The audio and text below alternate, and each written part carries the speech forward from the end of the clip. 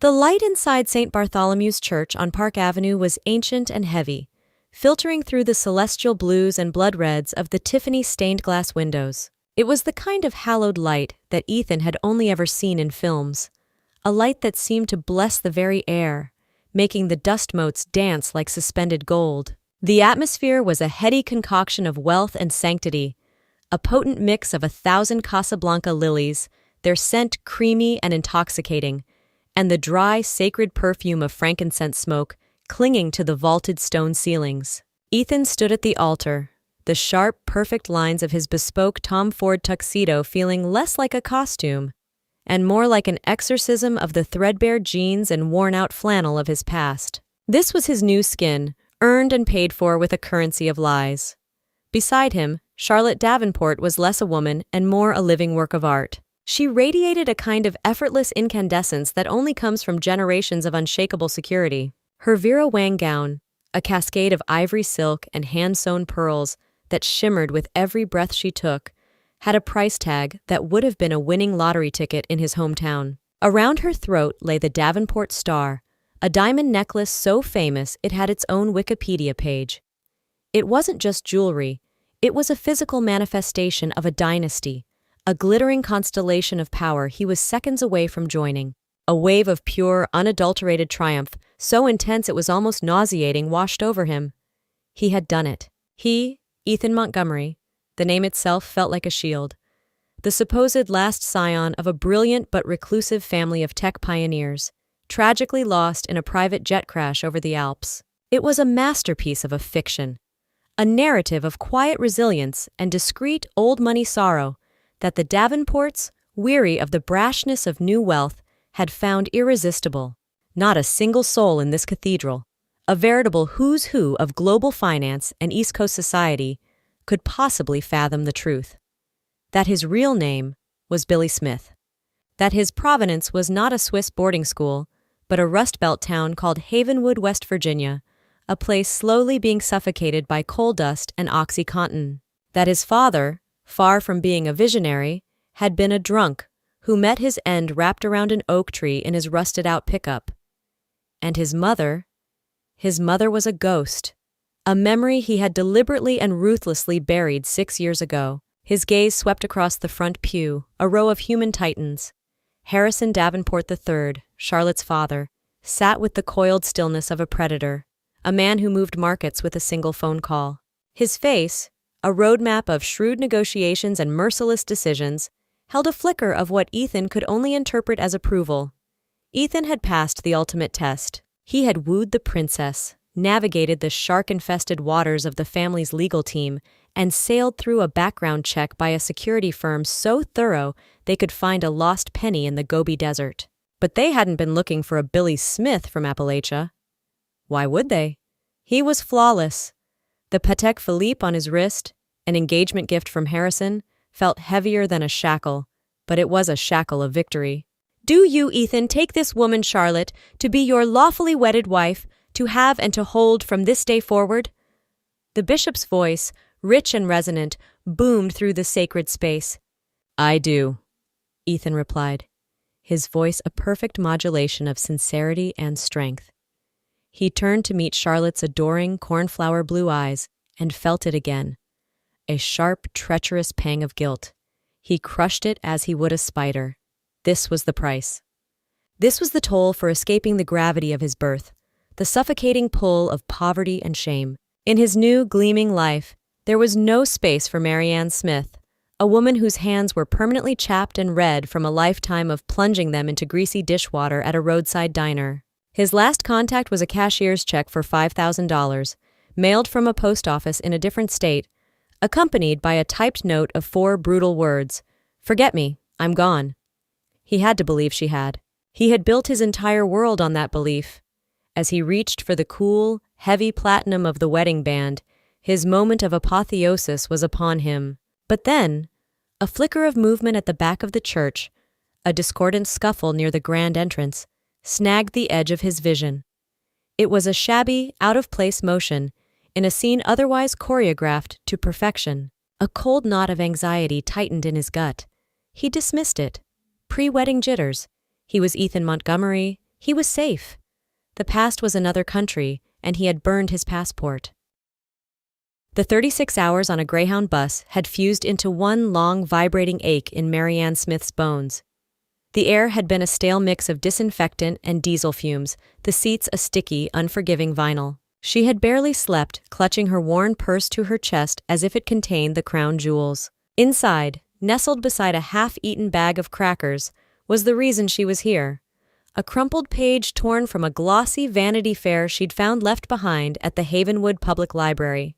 The headline, "Billion-Dollar Bachelor Ethan Montgomery to Wed Davenport Heiress," floated above a picture of a man she didn't know and a woman who looked like a princess. But the eyes of the man, dear God, they were her Billy's. The same intensity, the same slight sadness at the corners he'd had even as a boy. It was him. The journey had been a long argument with herself. "What are you doing, Marianne? This is crazy. You'll only make a fool of yourself." But a deeper voice, the stubborn voice of a mother's love, had answered back, "He's my son. He's alive. I have to see him." The boy who had sworn on his father's grave that he was going off to make something of himself, to come back and buy her a little house with a rose garden, was marrying into a family that owned entire city blocks. The silence of the last 6 years, broken only by that one soul-crushing anonymous check, was a wound that had never stopped weeping. She didn't want his money. She just wanted an answer to the question that had gnawed at her for 2,190 nights. Why? Stepping off the bus at Port Authority had been like stepping onto another planet. The sheer scale of New York, the canyon walls of glass and steel, the roar of the traffic, the river of faces, it was an assault on the senses. Now, standing on the magnificent stone steps of St. Bartholomew's, she felt smaller and more invisible than ever. Her plan, rehearsed 1,000 times in the rattling darkness of the bus, was modest. She wouldn't make a scene. She would wait, hidden in the back, until the ceremony was over. She would catch him alone, perhaps as he was leaving. She would just look at him, let him see her, and maybe, just maybe, the boy she raised would flicker to life in the eyes of this stranger. With a heart that beat a frantic, panicked rhythm against her ribs, she pushed open one of the colossal oak doors and slipped inside. The sight, the sound, the smell of it all was a physical shock. It was a palace built for God and his richest servants. The soaring arches, the shimmering gold leaf, the overwhelming perfume of the lilies, the cascade of organ music. It was all designed to make a person like her feel insignificant, and it worked. In her best Sunday coat, a faded but clean navy blue, and her most sensible flat shoes, she was a sparrow that had wandered into an aviary of peacocks. Then she saw him, at the far end of the impossibly long aisle, his back to her, tall and broad-shouldered in his perfect black suit. It was her Billy, her boy. The breath left her body in a painful rush. She took one shaky, tentative step forward, then another. That was when they appeared, as if summoned from the shadows. 2 men, mountains in tailored suits, with discreet earpieces and the impassive faces of statues. "Ma'am, I'm going to have to stop you right there," the first one said. His voice was professionally polite, but his eyes catalogued her cheap coat and worn shoes with cold efficiency. "This is a private, invitation-only event." "I know, but please, that's my son," she whispered, her voice a fragile thread in the immense space. A flicker of something, annoyance, maybe pity, crossed the second guard's face. "Ma'am, with all due respect, you need to leave, now. We can't have any disturbances." He placed a large, firm hand on her upper arm. The grip was a steel band beneath the polite pressure. The humiliation was a hot flash, sharp and sickening. They were going to escort her out, dispose of her quietly, like a piece of litter. The thought of being turned away, of losing him again, this time for good, sent a jolt of pure, primal panic through her. Her simple, quiet plan evaporated in a blaze of a mother's terror. The Davenport security detail was the best in the business, specialists in the seamless, silent removal of inconvenient realities.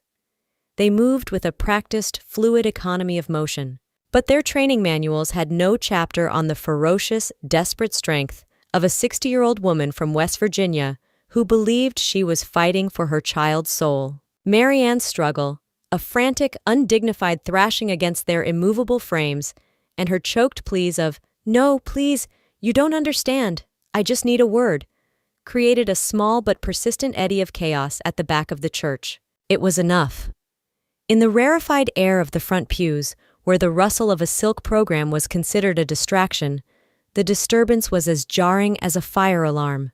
Heads swathed in Philip Treacy fascinators and necks dripping with Harry Winston diamonds began to turn. A low murmur rippled through the congregation, a sound of mingled curiosity and irritation. "Good heavens, who let that in?" a woman with lacquered hair whispered to her husband. "Security seems to be slipping." Ethan heard it, and the ice that had formed in his veins began to creep into his heart. He risked a furtive glance over his shoulder, and his meticulously constructed reality began to tilt on its axis. He could see her clearly now, a small, frantic figure wrestling with two giants in the golden light of the doorway. The faded navy coat, the silver hair pulled back in a simple bun, it was her. It was his mother. The ghost had materialized at the feast. For 6 years, he had been running a marathon away from this single moment, and the finish line had turned out to be the altar of his own wedding. "Ethan, darling, what is it?" Charlotte's voice was a silken thread of concern, pulling him back. She felt the sudden, rigid tension in his body, the way his hand had gone cold and clammy in hers. "Your hand is freezing. Are you all right?" "I'm fine, my love," he managed, the words feeling like shards of glass in his mouth. He forced his face into a mask of calm reassurance, a mask that suddenly felt 2 sizes too small. "It's nothing. Just some poor, disturbed woman who's wandered in. The security team has it under control." But the disturbed woman was escalating. "Let me go! He's my son! I have a right to be here!" Her voice, thin and reedy at first, was gaining strength, amplified by desperation and the church's perfect acoustics. It was raw, unvarnished, and utterly out of place. The bishop, mid-benediction, faltered. He frowned, a deep line of clerical disapproval creasing his forehead. The organist, sensing the shift, let the music die away with a final, mournful chord. Into the sudden, cavernous silence, Mary Ann's cries landed with the force of thrown stones. Every single person in the church was now staring openly at the drama at the entrance. Harrison Davenport's jaw was a ridge of granite. His eyes, cold and dark as a winter sea, locked onto his head of security, who was standing discreetly by a side pillar. Harrison gave a short, almost imperceptible shake of his head, a silent, furious command to end this spectacle. Immediately, the head of security spoke urgently into his wrist communicator. The guards at the door, receiving new, more direct orders, increased their pressure. One of them expertly twisted Mary Ann's arm behind her back in a compliance hold. A bolt of sharp arthritic pain shot through her shoulder, and a pained cry was torn from her lips. "Please, you're hurting me! Billy!" The name, that awful, common hick name, it echoed under the vaulted ceiling like a profanity. Ethan flinched, a full body recoil, as if he'd touched a live wire. He felt the blood drain from his face, a cold tide receding, leaving him pale and exposed. He had to speak. He had to deny her, loudly and finally. He opened his mouth, a gaping silent O of terror. But his eyes, against his will, found hers.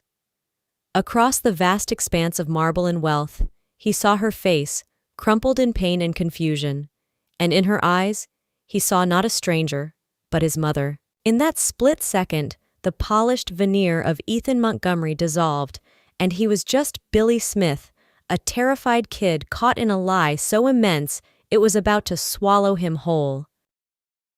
The sight of her son's face, pale and averted, the denial hardening in his eyes as he prepared to sacrifice her to save his lie, was the cruelest blow of all.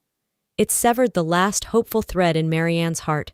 In its place, a lifetime of quiet grief and swallowed pride ignited into a blaze of righteous fury. He would not do this. He would not erase 30 years of a life, of her life, with his silence. She summoned a strength she didn't know she possessed, born of a mother's deepest instinct. She wrenched her arm free with a surprising violent twist, and before the stunned guards could react, she filled her lungs. Her voice, when it came, was no longer a plea. It was an indictment. "Billy, it's me, Mama. Don't you dare stand there and pretend you don't know me. What about your promise, Billy? Have you forgotten that too? She took a staggering step forward, her finger pointing directly at him, a trembling rod of judgment. You stood over your own father's grave, in the cold rain, and you took my hand in both of yours. You swore to me. You swore you would never forget where you came from, that you would never become someone who looked down on his own people. You swore it! The name Billy, so plain, so evocative of cheap beer and Friday night football, landed like a bomb in the perfumed, sophisticated air. It was the name of a boy who fixed his own car, not a man who was chauffeured in a Bentley. Ethan swayed on his feet as if he had been physically struck. The mask of composure didn't just crack. It fell from his face and shattered on the marble floor. He was stark white, his mouth slightly agape, his eyes wide with a specific, visceral horror. The memory of the funeral, a memory he had submerged under years of champagne and calculated lies, erupted into his mind with searing clarity. The smell of wet West Virginia earth, the cheap, flimsy casket, the feel of his mother's small, trembling hand. His own voice, a boy's voice, thick with tears and conviction, making a sacred vow he was now publicly breaking. Charlotte stared at him, her own face a mask of bewildered shock. She heard the words, "Father's grave, promise," and saw his reaction. The pieces of the puzzle were nonsensical, but they were beginning to form a monstrous new image. "Billy?" she whispered, the name feeling foreign and wrong on her tongue. "Ethan, who is Billy? What is she talking about? I thought your parents—" Before she could finish, Harrison Davenport rose to his feet. He moved with a slow, deliberate grace that was more menacing than any sudden movement. He was not a man given to emotional displays. He was a problem solver, and a colossal problem had just manifested in the middle of his daughter's wedding. His cold, analytical gaze pinned Ethan to the spot, stripping away the Tom Ford suit, the Swiss watch, the carefully cultivated accent, until all that was left was the terrified, fraudulent core. Ethan, desperate to staunch the bleeding, to salvage something from the wreckage, finally found his voice. "This is an outrage! It's a setup! A shakedown!" he yelled, his voice shrill and cracking with panic. "I don't know who this woman is! She's clearly mentally unstable and looking for a payday. Security!" He gestured wildly towards the back of the church. "Do your job and get her out of my wedding." It was a pathetic performance. His eyes, full of a wild, animal terror, darted towards Harrison Davenport, silently begging the older man to believe him, to back his play, to make this all go away.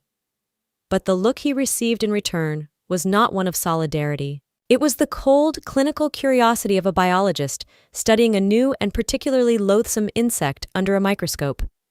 Marianne saw it all. She saw the denial, the fear, the pathetic attempt to paint her as insane. She knew then that simple truths were not enough. She needed a key, a secret that only a mother and son could share, a truth so specific and so intimate that it would incinerate his entire web of lies on the spot. And then, through the fog of her pain, she remembered the scar. In the crucible of her despair, a memory, long dormant, flared to life with the intensity of a flash fire. It was a sweltering August afternoon in Havenwood. The air was thick with the droning of cicadas. Billy, all knobby knees and boundless energy at 9 years old, was chasing a quick, iridescent blue lizard through the woods behind their small rental house. The woods bordered the old abandoned strip mine, a place she had warned him about 100 times. She'd turned away for no more than 30 seconds to inspect a promising patch of wild blackberries, and when she turned back, he was gone. A moment of silence, and then it came, a thin, high-pitched scream of pain that sliced through the heavy summer air, a sound that stopped her heart cold. She ran. She didn't feel the thorny vines that ripped at her clothes and skin, didn't notice the rocks that turned under her feet. She followed the sound down into the shadow of the old quarry pit. He was crumpled at the bottom, 20 feet down, his leg bent at an unnatural angle. But that wasn't the worst of it. A dark, ugly stain was rapidly spreading across the side of his faded yellow t-shirt. He had fallen onto a jagged, tetanus-brown spike of rebar that jutted out from a shattered slab of concrete. It had missed his vital organs by inches. Her mind went blank of everything but the need to get to him. She half slid, half tumbled down the loose shale, landing hard beside him. He was sobbing, his face white with shock and pain. Without a thought, she scooped him into her arms. He was a dead weight, but adrenaline gave her a strength she never knew she possessed. She carried him. For over a mile, through the woods and back to the dusty road, his blood soaking the front of her blouse, his whimpers a constant punctuation to the sound of her own ragged, burning lungs. The leg eventually healed, but on his left side, just above his hip, he was branded for life with the permanent physical proof of that day, a puckered, ugly, crescent moon-shaped scar. This was her truth. This was her weapon. Liar! You are a liar, Billy Smith! Her voice was no longer a plea or a cry. It was a roar of pure, unadulterated truth, a sound so powerful it seemed to shake the very foundations of the church. The remaining whispers died instantly. You stood on that moonlit balcony in Nantucket and you told her, didn't you? You told your pretty bride and her powerful daddy that you got that scar on your side in a fencing tournament in Geneva, a noble wound from a duel in Switzerland. What a clean, heroic story for a man like you. Ethan froze, his body going rigid, his face a canvas of pure horror. The Nantucket story. He had crafted it so carefully, embellishing it with details of a fiery Italian opponent and the glint of steel under the alpine moon.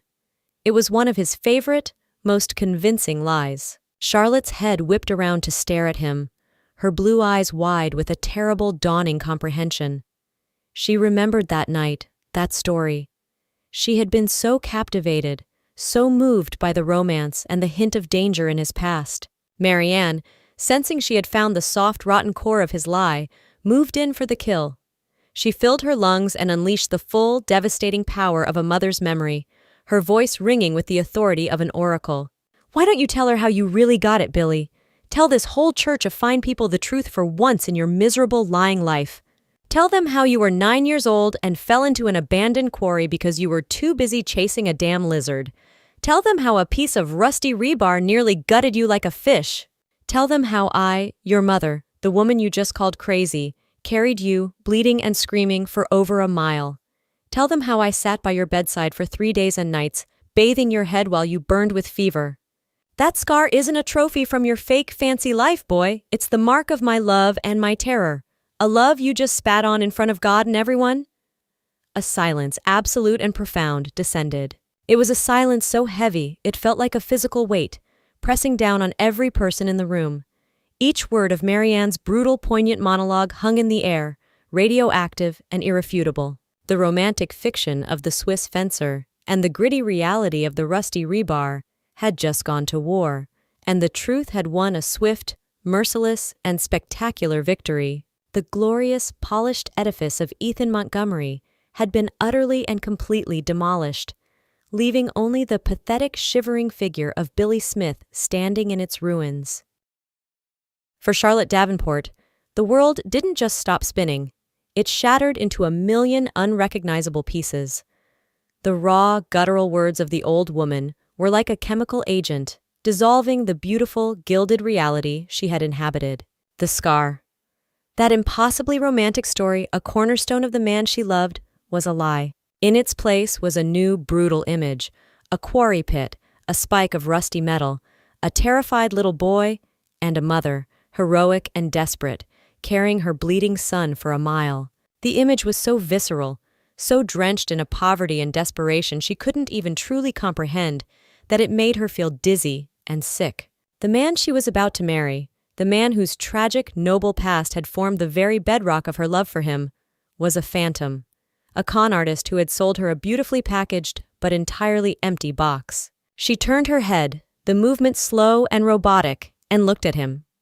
The pallor of his skin had been replaced by a deep, mottled flush of humiliation that crawled up his neck and into his ears. He was staring at the intricate patterns of the marble floor, physically unable to meet her gaze, or anyone's. In his cowering, defeated posture, she saw the confession written as clearly as if it were tattooed on his forehead. It was all true. The hand that had been resting so trustingly in his felt suddenly alien and cold. She pulled it away as if from a hot stove. His touch, which had once thrilled her, now felt like a violation. The 7-carat Davenport diamond on her finger, a symbol of their future, now felt like a prop in a cheap, tawdry play. She had fallen in love with a character, a brilliant, tragic hero from a novel he had written himself. But the author was a fraud, and the hero was a lie. The deepest, most unforgivable cut wasn't the poverty. She was not so shallow as to be horrified by a humble origin. Her own grandfather had started with nothing but a push-cart on the Lower East Side. The unforgivable sin was the nature of the deception. He hadn't just invented a fortune, he had erased a mother. He had stood here, in this holy place, and looked at the woman who gave him life, the woman who had saved his life, and called her insane, ordering her to be thrown out like garbage. This was not the act of an ambitious man trying to better himself. This was the act of a man with a hollow space where his soul should be. "Ethan," she breathed, the name tasting like ash in her mouth. Her voice was a fragile whisper, a tiny sound in the cavernous, judgment-filled silence. His cold, analytical gaze pinned Ethan to the spot, stripping away the Tom Ford suit, the Swiss watch, the carefully cultivated accent, until all that was left was the terrified, fraudulent core. His silence was the loudest confession she had ever heard. Harrison Davenport, however, was a man immune to the paralysis of shock. He was a creature of pure, decisive action. He saw the situation not through the lens of a father's broken heart, but through the cold calculus of damage control. He strode to the altar, his face an impenetrable mask. He didn't even glance at the crumpled figure of the man who had almost been his son-in-law. He went directly to his daughter, his only child, his heir. "Charlotte," he said, his voice low and steady, yet carrying an absolute, unbreakable authority that cut through the thick silence. "This is over. We are leaving. Now." He placed a firm, protective arm around her shoulders. It was far more than a gesture of fatherly comfort. It was a public and final act of severance. He was a king reclaiming his princess from a dragon, except the dragon had turned out to be a pathetic, whimpering lizard. He was not merely escorting his daughter from a ruined wedding. He was liquidating a catastrophic asset, cutting his losses, and publicly erasing Ethan Montgomery from the Davenport ledger. The wedding was over. The man was null and void. The moment Harrison Davenport's arm wrapped around Charlotte's shoulder, a switch flipped in Ethan's mind. The complex architecture of his long-held deception, a structure he had believed to be invincible, imploded.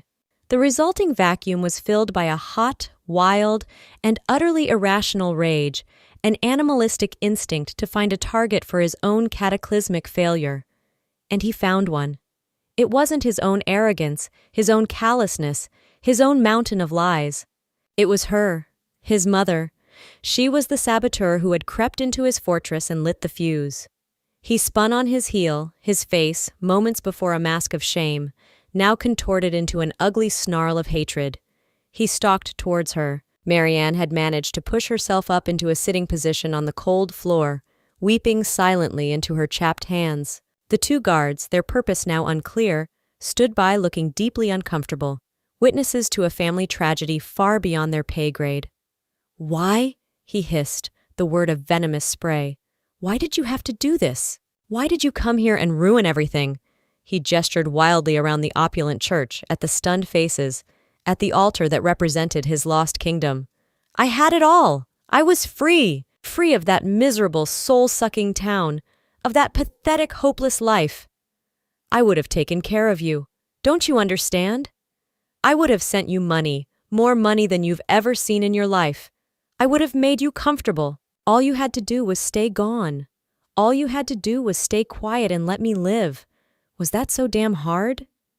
The words tumbled out of him in a desperate, self-pitying torrent. He was no longer a sophisticated fiancé, but a cornered animal, biting at the source of its pain. He didn't see a heartbroken old woman. He saw the single, unforeseen variable that had brought his entire brilliant equation crashing down to zero. Marianne looked up at him, her face a mess of tears and confusion, her eyes holding a pain so deep it seemed to have no bottom. "Money?" she whispered, the words sounding absurd and obscene in that moment. "Oh, Billy. Billy, I never wanted your money. I never cared about the money. I just wanted my son back." That simple, devastating truth pierced through his rage like a shard of ice.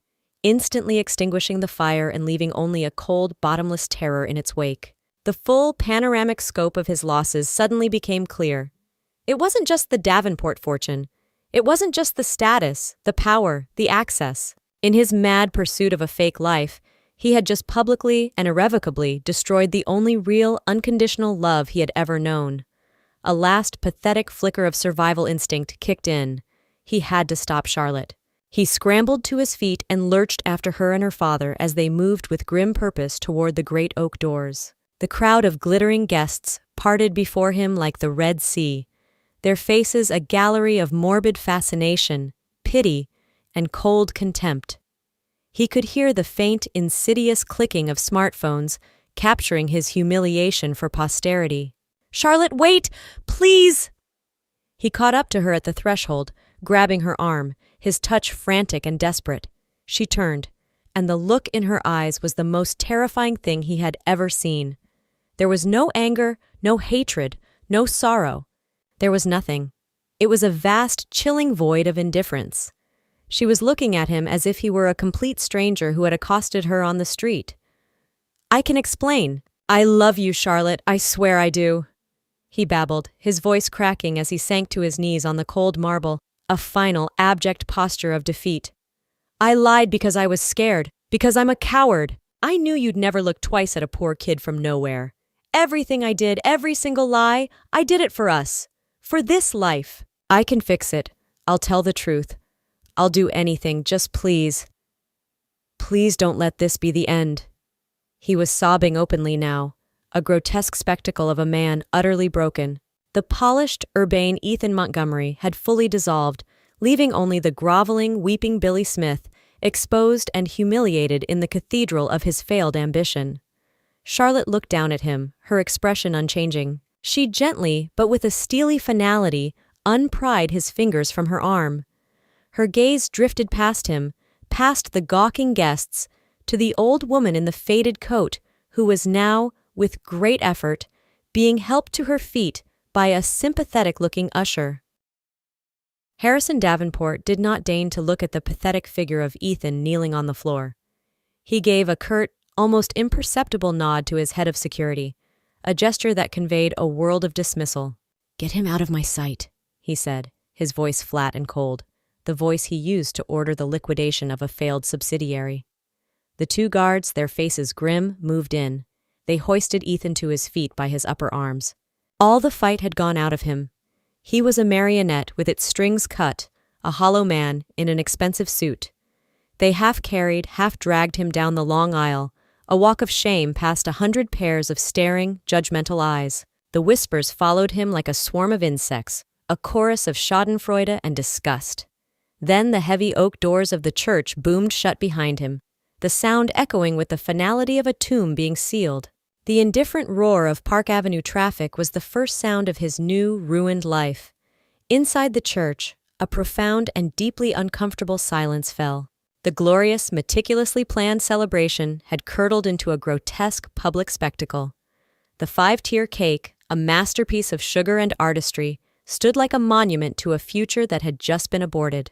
The orchestra sat stunned, their instruments silent in their laps. Waiters stood frozen, trays of untouched champagne growing warm in their hands.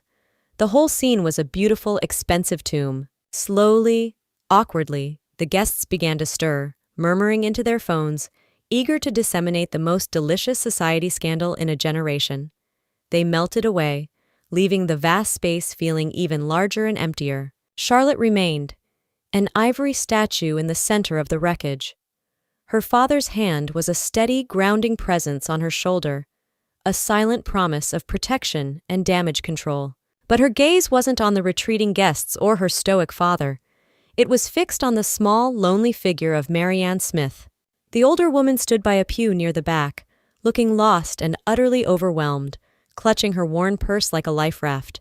Her terrible, desperate gambit had succeeded. The world now knew her son existed. But there was no hint of triumph on her face, only a landscape of pure, unending sorrow. She had not just exposed a lie. She had witnessed the public execution of her own child's life, a life he had built, however falsely, for himself. Across the echoing space, the eyes of the two women met. The young, gilded heiress, robbed of her happily ever after, and the old, impoverished mother, betrayed by her own flesh and blood. They were two women from different universes, brought together not by a bond of marriage, but by the shrapnel of the same explosion. Then Charlotte did something that made her father's grip on her shoulder tighten in surprise. She gently shrugged off his hand and began to walk, her long silk train whispering over the marble floor, towards Marianne. The old woman saw her coming and physically flinched, bracing herself for a tirade of righteous anger, for the blame and hatred she knew she probably deserved. But Charlotte stopped a few feet away. She didn't speak. She just looked. She looked at the woman's deeply wrinkled face, the hands gnarled with a lifetime of hard work, the threadbare coat that was the best thing she owned. And in that moment, she saw not the saboteur of her happiness, but its other great victim. She saw a woman whose love was so primal and powerful, it had driven her across a continent, only to be met with the most brutal public denial imaginable. A woman her fiancé had betrayed far more deeply and far earlier than he had ever betrayed her. "I'm so sorry," Charlotte said, and her voice, though soft, was clear and steady. The words hung in the air between them, a fragile bridge across an impossible gulf. It was an apology that encompassed everything. Sorry for her unimaginable pain, sorry for her own shattered dreams, sorry that they were the two sole members of this terrible, exclusive club. Marianne couldn't find any words. She could only look at this beautiful, poised young woman who should have been her daughter-in-law, a woman who was showing her a compassion her own son was incapable of. She gave a small, jerky nod, and fresh tears, different from the earlier ones of anger and desperation, began to trace new paths down her weathered cheeks. They were tears of a quiet, profound, and inconsolable grief. There they stood, the betrayed bride and the abandoned mother, two lonely figures in the opulent ruins of a perfect day, bound together by a pain that was more real and more true than any part of Ethan Montgomery's carefully constructed life.